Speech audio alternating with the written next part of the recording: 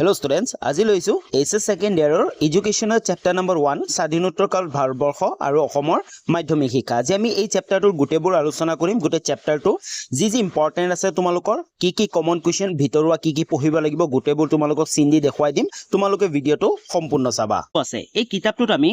তোমালোকৰ গোটেই কিটা ভিতৰুৱা যিমানবোৰ ইম্পৰ্টেন্ট প্ৰশ্ন আছে চেপ্টাৰ 1 টোৰ আজি আমি চেপ্টাৰ 1 টো আলোচনা কৰিম। চেপ্টাৰ 1 টো হৈছে স্বাধীনোত্তৰ কালত ভাৰতবৰ্ষ আৰু অসমৰ মাধ্যমিক শিক্ষা। এই চেপ্টাৰটোৰ পৰা কিন্তু বহুখিনি মাৰ্ক আহে আৰু ইয়াৰ পৰা তোমালোকৰ খালি ঠাই এক নম্বৰীয়া প্ৰশ্ন আৰু দীঘলীয়া প্ৰশ্ন বহুত আহিব। আৰু এই চেপ্টাৰটোৰ যিমানবোৰ গোটেই ভিতৰুৱা ইম্পৰ্টেন্ট প্ৰশ্ন আছে গোটেইবোৰ আমি চিন দি যাম আৰু তাৰ লগতে ইম্পৰ্টেন্ট কোৱেশ্চন এনসাৰবোৰো চিন দি যাম। আশা কৰো সকলোৱে তোমালোকৰ এডুকেশ্যনৰ কিতাপটো আছে কিতাপটো উলাই লবা আৰু মই চিন দিয়াৰ লগে লগে তোমালোকক চিন দি যাবা যাতে তোমালোকৰ গোটেইখিনি সহায় হয় আৰু তোমালোকৰ বহুখিনি কমন পৰিব। যদি এতিয়ালৈ চেনেলটো সাবস্ক্ৰাইব কৰা নাই তেতিয়াহলে চেনেলটো সাবস্ক্ৰাইব কৰি লোৱা লগতে বেল আইকনটো প্ৰেছ কৰি অল কৰি ৰাখিবা। আমি আৰম্ভ কৰো। তোমালোকৰ সব প্ৰথম চেপ্টাৰটো আছে স্বাধীনোত্তৰ কালৰ ভাৰতবৰ্ষ আৰু অসমৰ মাধ্যমিক শিক্ষা। তো তোমালোকে চাব পাৰা প্ৰথম যি ষ্টাৰ্টিংতে আছে প্ৰস্তাৱনা ইয়াতে তোমালোকৰ যোনটো আমাৰ মাৰ্ক দি আছে মাধ্যমিক শিক্ষা হল মাধ্যমিক শিক্ষা কাক বোলে একেবাৰে ইয়াৰলৈ মাধ্যমিক শিক্ষা বোলে এখিনলৈ চিন দি লবা কাৰণ তোমালোকৰ এক নম্বৰৰ প্ৰশ্নত কিন্তু নাইবা তোমালোকৰ দীঘলীয়া প্ৰশ্নত মাধ্যমিক শিক্ষা বুলিলে কি বুজা বা মাধ্যমিক শিক্ষা কাক বোলে তোমালোকৰ আহিব তে তোমালোকে এইখিনি তোমালোকে লিখিব পাৰিবা। গোটেইখিনি হাইলাইটেড দি মাৰ্ক কৰা আছে তোমালোকে মাৰ্ক কৰি লোৱা। তাৰ পিছত নেক্সট পেৰাগ্ৰাফত চোৱা ভাৰতবৰ্ষৰ চৰকাৰে মাধ্যমিক শিক্ষাৰ সকলোখিনি দিশ অধ্যয়ন কৰাৰ বাবে 1952 পৰা 53 চনৰ মাধ্যমিক শিক্ষা আয়োগ গঠন কৰি দিয়ে। তো কেতিয়া কৰিছিল 1952 পৰা 53 মাধ্যমিক শিক্ষা আয়োগ গঠন কৰিছিল। এইটো নাম আছিল কেতিয়া কৰিছিল চনটো তলত পাবা তোমালোকে চোৱা।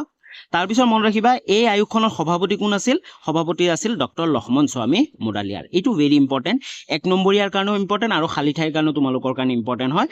যি মুডালিয়াৰ আয়োগ আছিল এই মুডালিয়াৰ আয়োগৰ সভাপতি কোন আছিল ডক্টৰ লক্ষ্মণ স্বামী মুডালিয়া। তাৰ তলতে চোৱা তোমালোকে ভাৰতবৰ্ষৰ চৰকাৰে 1964 পৰা 66 চনত কোঠাৰী আয়োগ গঠন কৰে। তো কোঠাৰী আয়োগ কেতিয়া গঠন কৰা হৈছিল এইটো তোমালোকে জানিব লাগিব। তাৰ পিছত এইখিনি তোমালোকে চিন দি লোৱা। কোঠাৰী আয়োগ গঠন কৰা মূল উদ্দেশ্য হল তোমালোকৰ প্ৰশ্ন আহিব পাৰে কোঠাৰী আয়োগ গঠন কৰাৰ মূল উদ্দেশ্য কি আছিল তাৰ উদ্দেশ্য হল জাতীয় শিক্ষাৰ বিকাশ সাধন কৰা। উত্তৰটো কি জাতীয় শিক্ষাৰ বিকাশ সাধন কৰিবৰ কাৰণে এই কোঠাৰী আয়োগ গঠন কৰা হৈছিল। তাৰ পিছত তাৰ লগতে এইখিনিও তোমালোকে চিন দি লোৱা। আয়োগে 10+2+3 সূত্ৰটো মাধ্যমিক শিক্ষা বিকাশৰ সাধন কৰাৰ পৰামৰ্শ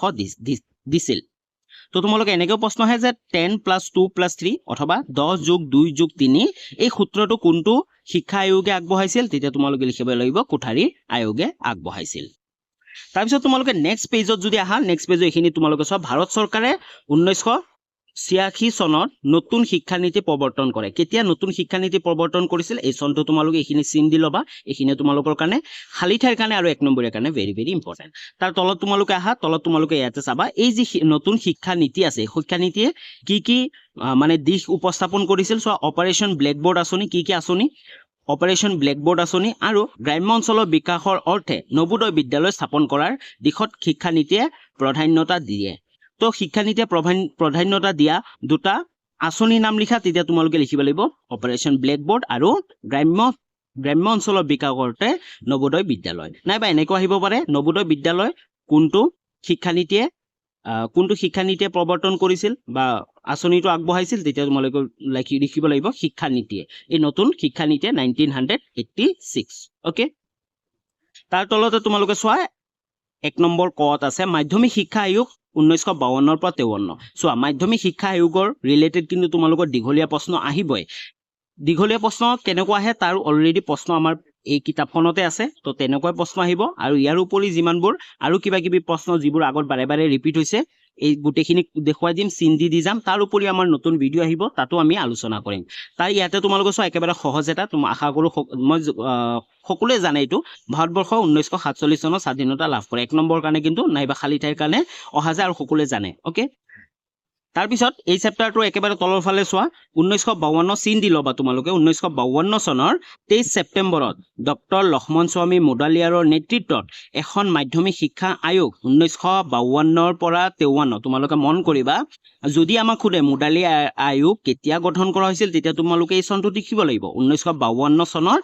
23 ছেপ্টেম্বৰত ওকে। আৰু এই আয়োগখনৰ নামতহে মানে এই চনটো থাকে 1952 পৰা 53 মানে এইখিনি সময়ত এই গোটেই আয়োগটো কি হৈছিল গঠন হৈছিল বুজি পাইছা গঠন। তাৰ পিছত নেক্সট চেপ্টাৰলৈ যাও আমি। সৰি নেক্সট পেজলৈ যাওঁ ইয়াতে তোমালোকে চোৱা কৰিলে তেখেতৰ নামানুসৰি আয়োগখন মুডালিয়াৰ আয়োগ হিচাপে জনাজাত তো এই ডক্টৰ লক্ষ্মণ স্বামী মুডালিয়াৰ যিজন ব্যক্তি আছিল যোন আছিল কি সভাপতি আছিল তেওঁৰ নেতৃত্বত গঠন হৈছিল হয়নে এই মাধ্যমিক শিক্ষা আয়োগখন আৰু তাৰ পিছত তেওঁৰ নামেৰে কি নাম কৰা হৈছিল তেওঁৰ নামটো মুডালিয়াৰ আছে মুডালিয়াৰ আয়োগ হিচাপে জনাজাত আৰু এই শিক্ষা আয়োগটোৰ নাম কি মুডালিয়াৰ আয়োগ হিচাপে জনাজাত আছিল আয়োগখনত সৰ্বমুঠ 9 জন সদস্য আছিল এইটো ইম্পৰ্টেন্ট খালি ঠাই নাইবা 1 নম্বৰ কাৰণে এই মুডালিয়াৰ আয়োগখনত কেইজন সদস্য আছিল 9 জন সদস্য আছিল তাৰ পিছত আয়োগখনৰ সদস্যসকল হল গোটেই কেইজন সদস্যৰ কথা এইখিনিত লিখা আছে তোমালোকে চাব পাৰা এই গোটেইখিনি তোমালোকে জানিব লাগিব বেছিকে তোমালোকে 1 নম্বৰ আৰু 2 নম্বৰটো মনত কৰিবা ডক্টৰ লক্ষ্মণ স্বামী মুডালিয়াৰ মাদ্ৰাজ বিশ্ববিদ্যালয় উপাচাৰ্য সভাপতি তো সভাপতি কোন আছিল ডক্টৰ লক্ষ্মণ স্বামী মুডালিয়াৰ আছিল আৰু সম্পাদক কোন আছিল ডক্টৰ এ.এন. বসু মনত ৰাখিবা এই দুটা নাম কিন্তু ভেৰি ইম্পৰ্টেন্ট তাৰ লগতে তোমালোকে গোটেইখিনি কিন্তু চাই থৈ দিবা ওকে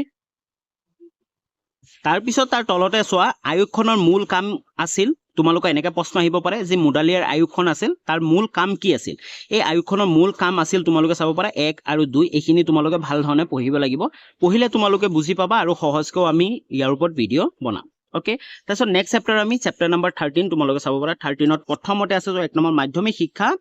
অখুৱাসমূহ তো ইয়াৰ ওপৰতো প্ৰশ্ন অহা দেখা যায় আখুৱাসমূহৰ ওপৰত তো আখুৱাসমূহ কি আছিল তোমালোকে চোৱা 1 নম্বৰ 2 নম্বৰ 3 4 গোটেইখিনি চিন দি ল'বা তোমালোকে কাৰণ ইয়াৰ ওপৰত কিন্তু তোমালোকৰ 5 নম্বৰীয়া নাইবা দীঘলীয়া প্ৰশ্ন আহে আৰু তোমালোকে যিমানখিনি পঢ়ি বুজি পোৱা তাৰ ওপৰত তোমালোকে নিজে বনাই লিখিবলৈ চেষ্টা কৰিবা নাইবা তোমালোকৰ যদি আৰু সৰুকে লাগে যিহেতু কিতাপত বহুত দীঘলকে আছে ন যদি সৰুকে লাগে ইয়াৰ ওপৰত আমাৰ নেক্সট ভিডিঅ' যেতিয়া আহিব তাত তোমালোকে সৰুকেও পাই যাবা তাৰ পিছত চেপ্টাৰ নম্বৰ 14 তোমালোকে চাব পাৰা চেপ্টাৰ নম্বৰ 14 ইয়াৰ তোমালোকে চাব পাৰা 2 নম্বৰত আছে মাধ্যমিক শিক্ষাৰ লক্ষণসমূহ তোমালোকে চোৱা দীঘলীয়া প্ৰশ্নত কিন্তু মাধ্যমিক শিক্ষাৰ লক্ষণসমূহ কি আছিল ইয়াৰ ওপৰত প্ৰশ্ন আহে তো গোটেইখিনি তোমালোকৰ এইখিনি ইম্পৰ্টেন্ট তোমালোকে চিন দি ল'ব পাৰা এইখিনিৰ পৰা এইখিনিলৈ চিন দি ল'ব পাৰা আৰু কি আছিল লক্ষণসমূহ তোমালোকৰ হয়তো কেতিয়াবা কিন্তু 2 নম্বৰৰ কাৰণে মাধ্যমিক শিক্ষাৰ লক্ষণসমূহ যিকোনো দুটা লক্ষণ লিখা যিকোনো দুটা লক্ষ্য লিখা তো দুটা লক্ষ্য লিখিব আহিলে তোমালোকৰ যদি 2 নম্বৰ থাকে তেতিয়া তোমালোকে এইটো লিখিব পাৰিবা ক নম্বৰ গণতান্ত্ৰিক নাগৰিকত্ব বিকাশ আৰু খ নম্বৰ আছিল ব্যক্তিগত যোগ্যতাৰ উন্নতি তোমালোকে ডাইৰেক্ট লিখিব পাৰা নাইবা যদিহে তোমালোকৰ এনেকে আহে যে মাধ্যমিক শিক্ষাৰ লক্ষণসমূহৰ বিষয়ে লিখা দুটা লিখা আৰু তাৰ বিষয়ে যদি আমাক লিখিব লাগে তেতিয়াহলে গণতান্ত্ৰিক নাগৰিকত্ব বিকাশ কেনেকে বিকাশ কৰিব তাৰ ওপৰত তোমালোকে এইখিনি পঢ়িব লাগিব এইখিনি তোমালোকে চোৱা 1 নম্বৰ কেনেকে আছিল সুস্থ চিন্তাধাৰা গঢ়ি তোলা তাৰ পিছত সুস্থ সামাজিক সমাযোজন কৰা তাৰ পিছত আছিল সামাজিক ন্যায় তাৰ পিছত 4 নম্বৰ আছিল বাক পটুতা আৰু লিখনিৰ স্পষ্টতা তাৰ পিছত সহনশীলতা 6 নম্বৰ আছে প্ৰকৃত দেশপ্ৰেম তো এইকেইটা গোটেইখিনি তোমালোকে পঢ়িব লাগিব আৰু তোমালোকে শৰ্টকে লিখিব লাগিব ওকে তাৰপিছত খ নম্বৰটো তোমালোকে চোৱা কি আছিল ব্যক্তিগত যোগ্যতাৰ উন্নতকৰণ তো ইয়াৰ ওপৰত তোমালোকে গোটেইখিনি পঢ়িব লাগিব পঢ়ি কেনে তোমালোকে লিখিব লাগিব ওকে তো ইম্পৰ্টেন্ট হয় জাষ্ট চিন দি গৈ আছো তাৰ পিছত নেক্সট আমি যদি ক'বলৈ যাওঁ গ নম্বৰটো তোমালোকৰ কাৰণে ইম্পৰ্টেন্ট চিন দি ল'বা আৰু ঘ নম্বৰটো নেতৃত্বৰ শিক্ষা তো এইকেইটা আছিল কি আছিল লক্ষ্যসমূহ ওকে তো লক্ষ্যসমূহ লিখিব আহিলে গোটেইকেইটা লক্ষ্যৰ কথা লিখিব আহিলে 5 নম্বৰ থাকিলে তোমালোকে গোটেইকেইটা লিখিব লাগিব আৰু গোটেইকেইটাৰ যেনেকৈ নেতৃত্ব শিক্ষাত কি কৰা হৈছিল সেইখিনি কথা তোমালোকে অলপ লিখিব লাগিব ওকে তাৰপিছত ইয়াতে নেক্সট আছে তোমালোকৰ চোৱা চেপ্টাৰ নম্বৰ 16 হয় তোমালোকে চোৱা মনত ৰাখিবলগীয়া এক ইয়াৰে গোটেইখিনি তোমালোকে মনত ৰাখিব লাগিব কাৰণ বন্ধুসকল তোমালোকে যদি আগৰ বছৰ প্ৰশ্ন চোৱা তোমালোকে এই চেপ্টাৰটোৰ কিন্তু এই মনত ৰাখিবলগীয়া একৰ পৰা বহুখিনি প্ৰশ্ন অহা দেখা যায় আৰু ইয়াৰ পৰা গোটেই 4টা প্ৰশ্ন আছে গোটেই 4টা প্ৰশ্ন কিন্তু তোমালোকৰ কাৰণে ইম্পৰ্টেন্ট ওকে তো তোমালোকে গোটেইখিনি চাবা কাৰণ ইয়াৰ ওপৰত তোমালোকৰ প্ৰশ্ন কেনেকৈ আহে সেইটো ডিপেন্ড কৰে যোনে কোৱেশ্চন কাটিব কিন্তু উত্তৰখিনি ইয়াতে ডাইৰেক্ট উত্তৰখিনিহে তোমালোকে আছে ওকে তো তোমালোকৰ কাৰণে বহুতখিনি সহায় হ'ব তোমালোকে কিন্তু একেবাৰে মিছ নকৰিবা এই মনত ৰাখিবলগীয়া একটো তাৰ পিছত আমাৰ চেপ্টাৰ নম্বৰ 17 টো তোমালোকে চোৱা কাৰ্যৱলীটো আছে তো 1 নম্বৰটো মই কমন দিয়া নাই কাৰণ কিয় দিয়া নাই তোমালোকে সকলোৱে জানা ভাৰতবৰ্ষ কোন চনত স্বাধীনতা লাভ কৰে সকলোৱে জানে তাৰ বাহিৰে কিন্তু তোমালোকৰ 2 3 আৰু 4 এই তিনিটা প্ৰশ্ন তোমালোকৰ ইম্পৰ্টেন্ট তোমালোকে চিন দি ল'বা ওকে একেবাৰে মিছ নকৰিবা এই তিনিটা প্ৰশ্ন কিন্তু আগৰ বছৰ বাৰে ৰিপিট হৈছিল তাৰপিছত নেক্সট তলত আহা তোমালোকে চোৱা একৰ খটো আছে কোঠাৰী আয়োগ তো কোঠাৰী আয়োগৰ কথা তোমালোকে জানাই তোমালোকৰ প্ৰশ্ন আহিব আৰু লিখিবই লাগিব তো ইয়াত ধুনীয়াকে চিন দিয়া আছে তোমালোকে চোৱা যি কোঠাৰী আয়োগটো আছে কেতিয়া গঠন কৰা হৈছিল 1964 চনৰ 14 জুলাই এখন শিক্ষা আয়োগ গঠন কৰা হয় মানে কোঠাৰী আয়োগটো গঠন কৰা হৈছে এইটো চনটো ডাইৰেক্ট চন আৰু তাৰিখটো তাৰপিছত সভাপতি কোন আছিল তোমালোকৰ সভাপতি DS কোঠাৰীক অধ্যক্ষ স্বৰূপে আৰু আন 14 জন বিশেষজ্ঞক সদস্য হিচাপে নিযুক্তি দিয়া হয় তো তোমালোকৰ দুইটা মন ৰাখিব লাগিব সভাপতি কোন আছিল DS কোঠাৰী আছিল তেওঁ সভাপতি আছিল অধ্যক্ষ হিচাপে আৰু আন কিমান 14 জন বিশেষজ্ঞ সদস্য হিচাপে নিযুক্তি দিয়া হয় তাৰপিছত এইখিনি মনত কৰিবলগীয়া তোমালোকে চিন্তি লোৱা বিদেশৰ সদস্যৰ ভিতৰত ইংলেণ্ড আমেৰিকা ফ্ৰান্স জাপান আৰু ৰাছিয়াৰ সদস্য অন্তৰ্ভুক্ত কৰা আছিল তোমালোকে এনেকুৱা আহিব যে কোন কেইখন দেশৰ বিশেষজ্ঞক কি কৰা হৈছিল বিশেষজ্ঞক নিযুক্তি দিয়া হৈছিল তেতিয়া তোমালোকে লিখিব লাগিব দেশকেইখনৰ নাম লিখিব লাগিব ইংলেণ্ড আমেৰিকা ফ্ৰান্স জাপান আৰু ৰাছিয়া তাৰপিছত ভাৰতীয় সদস্যসকল তোমালোকে সব ভাৰতীয় সদস্যসকলৰ নামো কিন্তু অহা দেখা যায় 2 নম্বৰ কাৰণে তোমালোকে গুটেখিনি নাম তোমালোকে পঢ়িব পাৰা চিন দিয়া আছে গুটেখিনি চিন দি লৈ ইত্যাদি লৈ এইখিনি হল ভাৰতীয় সদস্যসকল ওকে তাৰপিছত আৰু এটা মনত ৰাখিব লগা হেতু হৈছে যেটো আছে জেপি নায়ক আছিল আয়োগৰ সদস্য সচিব কোন আছিল সদস্য সচিব জেপি নায়ক 1 নম্বৰ বা খালি ঠাইৰ কাৰণে কিন্তু ভেৰি ইম্পৰ্টেন্ট তাৰপিছত এই কোঠাৰী আয়োগটো তোমালোকে চোৱা 1964 চনৰ 2 অক্টোবৰত জাতিৰ পিতা মহাত্মা গান্ধীৰ জন্মৰ দিনাৰ দিনা আয়োগখনৰ শুভ উদ্বোধন হয় কেতিয়া শুভ উদ্বোধন হৈছিল 1964 চনৰ 2 অক্টোবৰ জাতিৰ পিতা মহাত্মা গান্ধীৰ জন্ম দিনাৰ দিনাখন ওকে মনত ৰাখিবা এইটো চিন্দি লৈ লবা তোমালোকে বহুখিনি আৰু তাৰ পিছত ৰাষ্ট্ৰপতি কোন আছিল ডক্টৰ সৰ্বপল্লী ৰাধাকৃষ্ণনে মানে হেৰি কৰিছিল উদ্বোধন কৰিছিল তাৰ পিছত তাৰ তলৰখিনি তোমালোকে চোৱা শিক্ষাৰ দিশটো সামগ্ৰিকভাৱে অধ্যয়ন কৰিবলৈ আয়োগে 12টা কাৰ্যদল আৰু 7খন কাৰ্য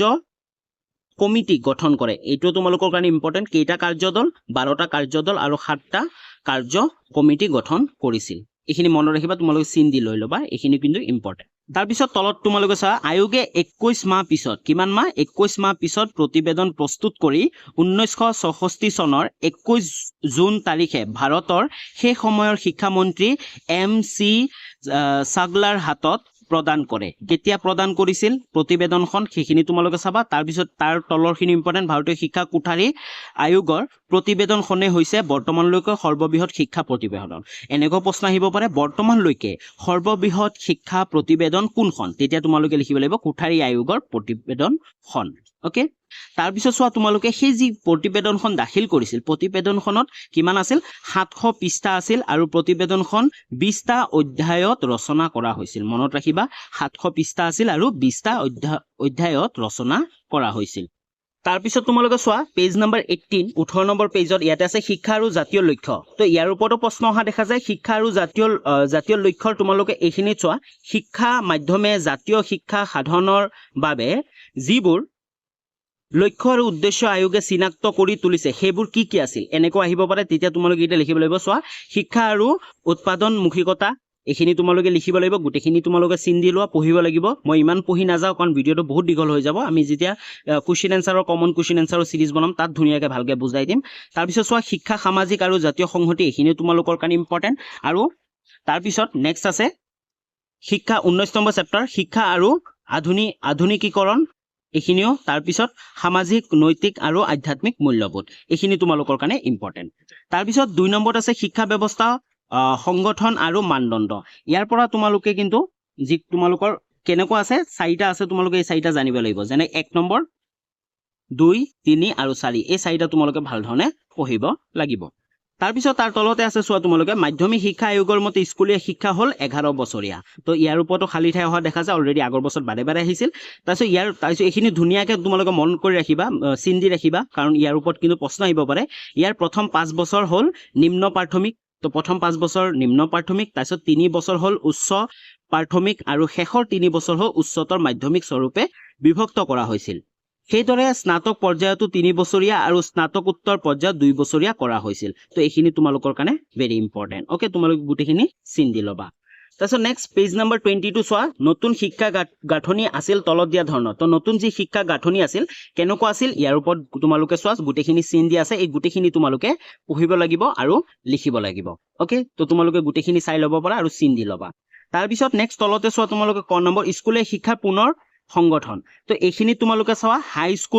স্কুল পৰ্যায়ত কেনেকুৱা হ'ব লাগে গুটেখিনি পঢ়িব লাগিব ইম্পৰ্টেন্ট হয় তোমালোকৰ ইয়াৰ পৰা প্ৰশ্ন আহে তাৰ পিছত 2 নম্বৰত আছে আমাৰ উচ্চতৰ মাধ্যমিক স্তৰৰ কেনেকুৱা হয় গুটেখিনি পঢ়িব লাগিব তোমালোক সৰুকে লিখিব লাগিব গুটেখিনি তোমালোকে পঢ়ি তোমালোকে নোটস বনাবলৈ চেষ্টা কৰা তাৰ পিছত 3 নম্বৰত আছে প্ৰাক বিশ্ববিদ্যালয় স্তৰৰ স্থানান্তৰকৰণ ওকে তাৰ পিছত পেজ নম্বৰ 22 টো চোৱা ইয়াৰে তোমালোকৰ যি আছে শিক্ষাক বৃত্তিমুখীকৰণ এইটো কিন্তু ভেৰি ইম্পৰ্টেন্ট প্ৰতিটো বছৰতে কিন্তু ইয়াৰ পৰা তোমালোকৰ দীঘলীয়া প্ৰশ্ন আহিব স্পেশালি 5 মাৰ্কৰ তোমালোকৰ প্ৰশ্ন আহিবই তো শিক্ষাৰ বৃত্তিমুখীকৰণ কি কেনেকে কৰা হৈছে কেনেকে কি হয় কেনেকে লাভান্বিত হয় ছাত্ৰ ছাত্ৰীসকল এই গুটেখিনি তোমালোকে পঢ়িব লাগিব আৰু অলৰেডি ইয়াৰ ওপৰত প্ৰশ্ন আছে সেই প্ৰশ্নটো পঢ়িও তোমালোকে বুজি ল'ব পাৰা ওকে তাৰ পিছত যদি আমি নেক্সট চেপ্টাৰলৈ যাওঁ তাৰ আগতে কিন্তু নেক্সট পেজলৈ যাওঁ তাৰ আগতে চোৱা মনত ৰাখিবলগীয়া 2 নম্বৰ যোনটো আছে এইটো তোমালোকৰ কাৰণে ভেৰি ইম্পৰ্টেন্ট অলৰেডি মনত ৰাখিবলগীয়া 1 নম্বৰ যোনটো আছিল তাৰ পৰা বহুতখিনি প্ৰশ্ন অহা দেখা যায় আৰু এই মনত ৰাখিবলগীয়া 2টোৰ পৰাও কিন্তু বহুতখিনি প্ৰশ্ন আছে এই গুটেখিনি তোমালোকৰ কাৰণে ইম্পৰ্টেন্ট গুটেখিনি তোমালোকে যদি পঢ়া তোমালোকে গম পাবা যে ইয়াৰ উত্তৰটো কেনেকৈ হ'ব পাৰে আৰু ইয়াৰ বহুখিনি উত্তৰ যি আমি ভিডিঅ'ত পাইলো গুটেখিনি আমি ইয়াতে পাই যাম ওকে বুজি পাইছা ইয়াৰ পৰা কিন্তু প্ৰশ্ন বহুত অহা দেখা যায় কি প্ৰশ্ন আহে আমি নেক্সট ভিডিঅ'বোৰত যেতিয়া বনাম আপলোড কৰিম তাতে তোমালোকে পাই যাবা তাৰ পিছত তাৰ তলতে আছে শিক্ষাৰ্থীৰ কাম 2 নম্বৰ 1 নম্বৰটো তোমালোকৰ গুটেখিনি ইম্পৰ্টেন্ট আছিল এই 2 নম্বৰটো কিন্তু তোমালোকৰ গুটেখিনি ইম্পৰ্টেন্ট কিন্তু এই গুটেকিটা কিন্তু তোমালোকৰ 1 নম্বৰীয়া বা 2 নম্বৰীয়া প্ৰশ্নৰ কাৰণে ইম্পৰ্টেন্ট হয় ওকে 1 নম্বৰীয়া আৰু 2 নম্বৰীয়া কাৰণে এইকিটা গুটেকিটা ইম্পৰ্টেন্ট তোমালোকে এটাও মিছ নকৰিবা তাৰ পিছত তাৰ তলতে আছে ৰাষ্ট্ৰীয় শিক্ষা নীতি 1800 হৈ আছে 1986 কিন্তু ওকে তো ইয়াৰ প্ৰস্তাৱনা গুটেখিনি তোমালোকে ভাল ধৰণে পঢ়িবা কাৰণ ইয়াৰ ওপৰতো তোমালোকৰ প্ৰশ্ন অহা দেখা যায় ইয়াৰ ওপৰত অবভিয়াসলি তোমালোকৰ ৰাষ্ট্ৰীয় শিক্ষা নীতিৰ ওপৰত প্ৰশ্ন আহিবই তাৰ পিছত পেজ নম্বৰ 24ত চোৱা ইয়াতে তোমালোকে চোৱা চনটো আছে তোমালোকে এখিনি মাৰ্ক কৰি লোৱা 1985 চনত শিক্ষা প্ৰত্যাহ্বান চ্যালেঞ্জ অফ এডুকেশ্যন ইয়াৰ ওপৰত বহুত প্ৰশ্ন আহিছিল শৰ্ট কুৱেশ্যন কিন্তু আগৰ বছৰ নামৰ এখন শিক্ষা সম্পৰ্কীয় এখন পত্ৰ প্ৰকাশ কৰা হয় তো এই শিক্ষা সম্পৰ্কীয় যি চ্যালেঞ্জ অফ এডুকেশ্যন নাইবা শিক্ষা প্ৰত্যাহ্বান কোন চনত প্ৰকাশ কৰা হৈছিল তেতিয়া তোমালোকৰ চনটো কিন্তু আগৰ বছৰত অলৰেডি প্ৰশ্ন আহি গৈছে এই চনটোৰ ওপৰত ওকে এই চনটো লিখিব লাগে বুজি পাইছা তাৰ পিছত ইয়াৰ তলতে আছে চোৱা 1986 চনৰ মে মাহত ভাৰতবৰ্ষৰ দুটা সংসদৰ অধিৱেশনত নতুন ৰাষ্ট্ৰীয় শিক্ষানীতি গৃহীত কৰা হয় ইয়াক ৰাষ্ট্ৰীয় শিক্ষানীতি 1986 বুলি জনা যায় এইখিনিও তোমালোকৰ কাৰণে ইম্পৰ্টেন্ট তোমালোকে মাৰ্ক দি লবা তাৰ পিছত তাৰ তলতে চোৱা 2 নম্বৰ আছে শিক্ষাৰ প্ৰয়োজনীয়তা আৰু ভূমিকা এইখিনিও তোমালোকৰ কাৰণে ইম্পৰ্টেন্ট তোমালোকে অলপ পঢ়িবা ইয়াৰ পৰা প্ৰশ্ন আহিব যিবোৰ প্ৰশ্ন তোমালোকে অলৰেডি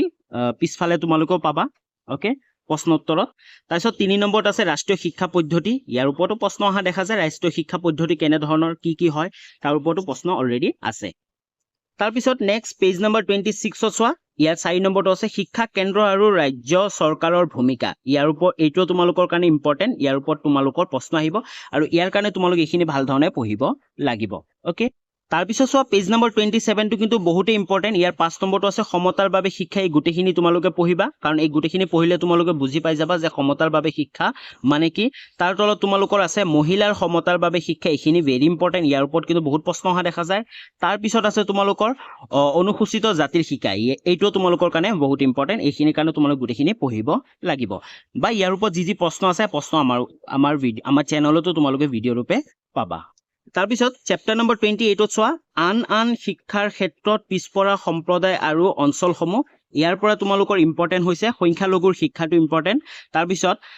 বাধাগ্ৰস্ত সকলৰ শিক্ষণ এইটো ইম্পৰ্টেন্ট তাৰ পিছত আছে বয়সস্থ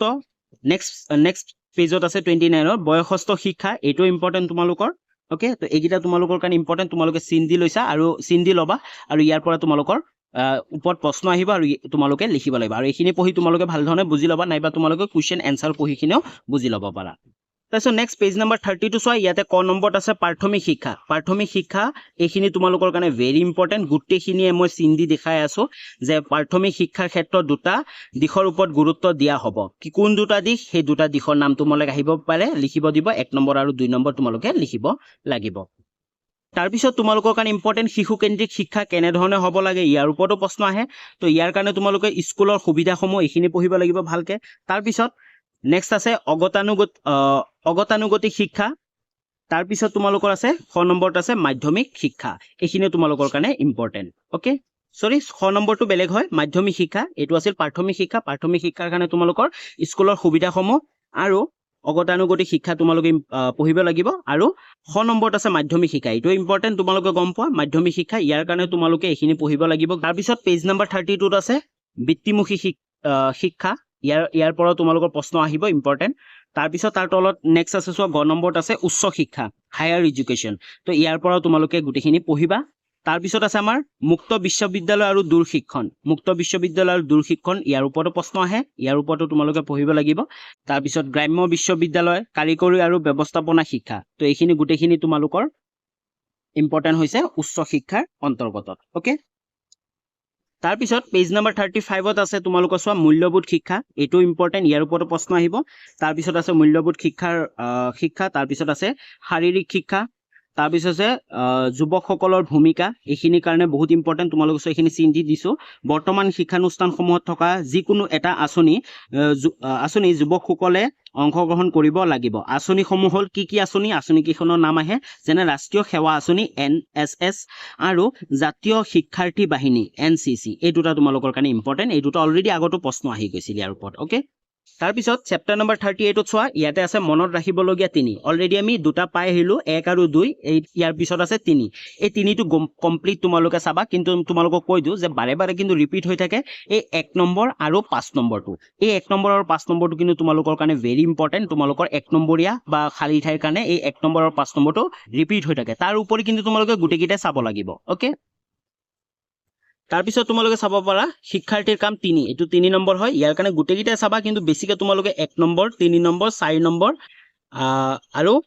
6 নম্বৰ আৰু 7 নম্বৰ এই চাইগিটা তোমালোকে চাবা কাৰণ নবোদয় বিদ্যালয়ৰ বৈশিষ্ট্যসমূহ উল্লেখ কৰা অলৰেডি আমি পাই আহিছিলো কিহৰ বৈশিষ্ট্য তো তোমালোকে এটো কিন্তু ভেৰি ইম্পৰ্টেন্ট বাৰে বাৰে ৰিপিট হৈ থাকে তো এইগিটা গুটেকিটা তোমালোকৰ কাৰণে ইম্পৰ্টেন্ট তো গুটেখিনি তোমালোকে চাবা তাৰ পিছত আহিলে আমাৰ স্বাধীনোত্তৰ পিছত অসমৰ মাধ্যমিক শিক্ষাৰ বিকাশ